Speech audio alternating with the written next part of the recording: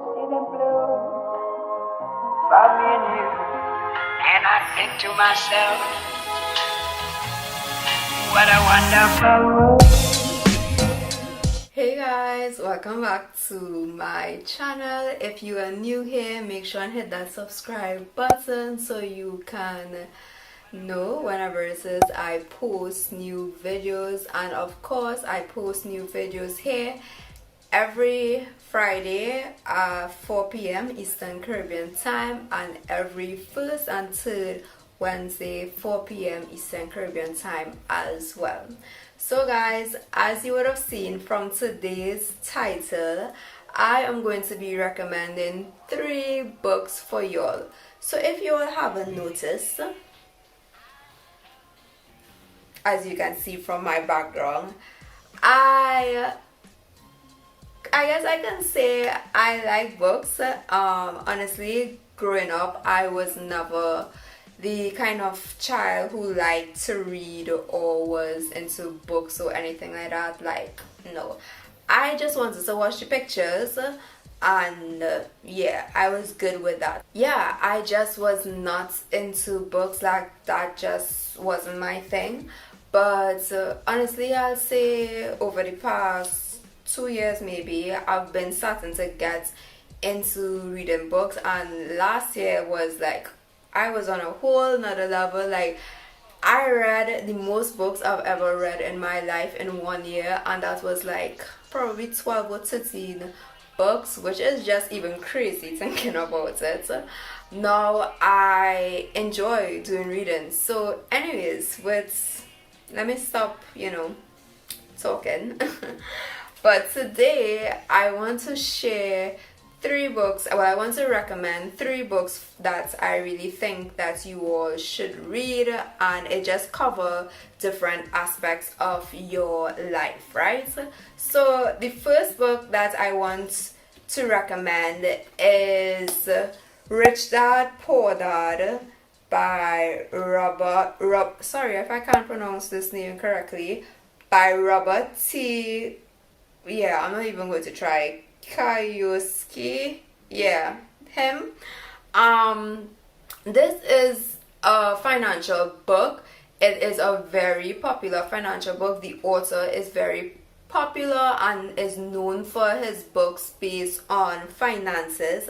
Like, for quite a while, I have heard about this book, and I was like, you know what? Like, I saw it last year, and I was like, I need to buy this book and actually read this book. Some insights on the book. So Rich Dad Poor Dad is the #1 personal financial book of all time. It explores the myth that you need to earn a higher income to become rich, especially in a world where technology, robots, and the global economy are changing the rules. It teaches you why acquiring and building assets can be more important to your future than a big paycheck. It challenges the belief that your house is an asset. It reminds us why we can't count on the school system to teach our kids about money, and why this critical life skill is more important today than ever before, as well as it explains what to teach your kids about money, right? Y'all, this is like a really good book, and if I just like flip through, you would see where some places I actually, well, you can't really see much, but I actually like highlighted different quotes and different parts of it, and it's a very practical book. And that's something that I really love about books. Like, you see when at the end of a chapter there's like questions that for you to think upon or meditate on, and things for you to actually put into practice. I really do appreciate books like that. So if you want to improve your financial management, your finances, gain some sort of knowledge on it, I highly recommend reading this book if you have not read it before. Let me just read a random quote that I see I have highlights here. It says, The main cause of poverty or financial struggle is fear and ignorance, not the economy or the government or the rich. It's self-inflicted fear and ignorance that keep people trapped.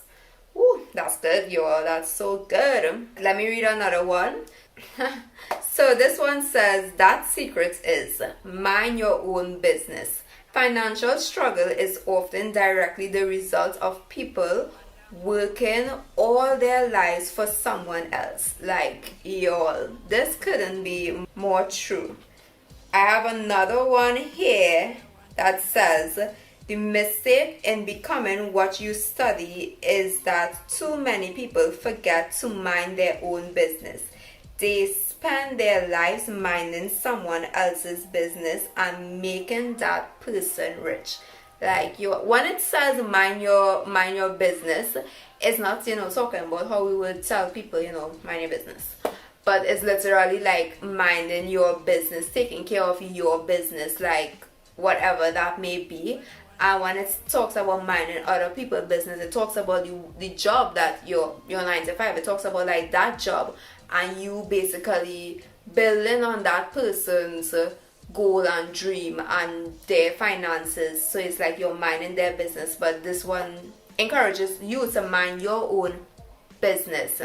So yeah, I highly recommend this book if you want to improve the financial aspect of your life. It is a great book to read. So the second book I have here is Atomic Habits, right? So this is from James Clear, and it's Tiny Changes, Remarkable Results, an easy and proven way to build good habits and break bad ones. So y'all, I used to see this book a lot on YouTube and people reading this book, and I was like, you know what? This book looks like it's really a good book. A lot of persons recommended it, so I decided to get it earlier this year actually. And let me just read what it says. So the revolutionary system to get 1% better every day. People think when you want to change your life, you need to think big. But world-renowned habits expert James Clear has discovered another way. He knows that real change comes from the compound effect of hundreds of small decisions, doing 2 push-ups a day, waking up 5 minutes earlier, or reading just 1 more page. He calls them atomic habits. So I'm going to just stop there and let me just tell you a little about, well, the different chapters. They have like the fundamentals, why tiny changes makes a big difference. Then there's like different laws of it. So there's 4 laws. So the first one is to make it obvious. The second one, make it attractive. The third law, make it easy. And the fourth law, make it satisfying, right? So this is more of sort of, I will put this book in the category of like self-development, self-improvement. If it is you want to improve your life, improve your habits, become more productive and effective in your life, this is a great read to help you with that, to help you break bad habits that you have and to help you to improve on ones that you are trying to develop, right? And just as Richard quoted, if I just go through this book, there's like so many highlighted stuff that I would have underlined because it is just great. So let's just find a random quote and let's see what it says, right? So a small change in what you see can lead to a big shift in what you do. That's so good.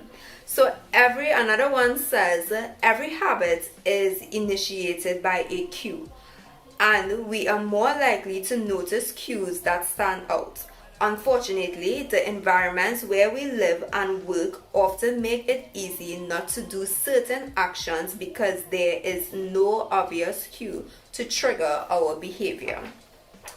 some good stuff, y'all. Let me see if I find another one. So let's look at this one. A commitment device is a choice you make in the present that controls your actions in the future. Okay, so this has to do with something specifically we're talking about in the book. But yeah, as well as Rich Dad Poor Dad, it's also a very practical book. At the end of each chapter, there's like a summary for you to just basically review the main points, the main takeaways from that particular chapter, as well as that will help you in moving forward in applying what was read from the book. So definitely I recommend that you read this book, get your hand on this book, if you really want to improve your life, improve the quality of your life, and just improve the productivity. So the third book that I want to recommend, I do not have the physical copy because I actually borrowed it from one of my friends and I already returned it, but it was such a great book, and I'll put a photo of it on the screen. And the name of the book is called The 5 Language of Appreciation in the Workplace, right? I hope I'm remembering the title correct. I do not remember because there's like 2 authors. One of the authors is you would see on screen here, right? But if you are familiar with the book The 5 Love Languages, the guy who wrote that book, he was also a co-author in The 5 Language of Appreciation in the Workplace, right? So himself and another guy, they would have wrote it. And basically, if you know the 5 love languages, they use that same concept of the 5 languages: physical touch, quality time, words of affirmation, receiving gifts, acts of service. They use that and applied it to the workplace, right? And what I found that this book was such a great book, and this will fall in the category of your work life, whether you have like a 9 to 5 work and you work in a particular building outside of home, or even if you are a small business owner and you have people working under you, it is a great book to read to help you to understand your co-workers or your employees and help you to show appreciation in the way that they want to receive that appreciation. And that will be through the different 5 languages which I mentioned before. And I never really thought of applying that in a work environment, so I found that the book was just really great, and it's made me think about my work life and my co-workers, and trying to make their life and their work easier by showing appreciation in the way that they would want to receive it. So I definitely recommend you checking out that book. If you are an employer, you should definitely read that book. I believe that every employer should read that book. And yeah, there's actually like a test you can take to see which language is your top languages of appreciation in the workplace. And as well as the other 2 books that I would have mentioned, at the end of each chapter in this book, there's questions and just like summaries to help you to apply what was discussed in the chapter, to apply it to your life. So it's a really great book that you should check out. Okay y'all, so this brings us to the end of our videos, and these are my 3 book recommendations I have for you at this current moment. Definitely, if you want to improve your financial aspect of your life, if you want to improve your self-development, that aspect of your life, as well as your work or business aspect of your life, these books are great for those areas. So I got these two books here in Trinidad. So I actually got both of them in Charon's at Trinity in the mall, and I'll tell you the price. So this one was $85 and Atomic Habits was $165. So these books can be purchased locally, or you can also get them on Amazon, which will be so much cheaper. You can even buy like the used books on Amazon, which are usually in great quality, and it's cheaper than the cost of it. So yeah, if you are interested, you can check out Charon's, not sponsored, but check out Charon's in the mall where I got those two books, or if you prefer to buy it online, you can do so on Amazon. Thank you for watching today's video. I hope you enjoyed it, and let me know if you've read any of these books before, what are your thoughts on it, or if you are interested in reading any of the books that I recommended. I'll see you all in my next video. Bye!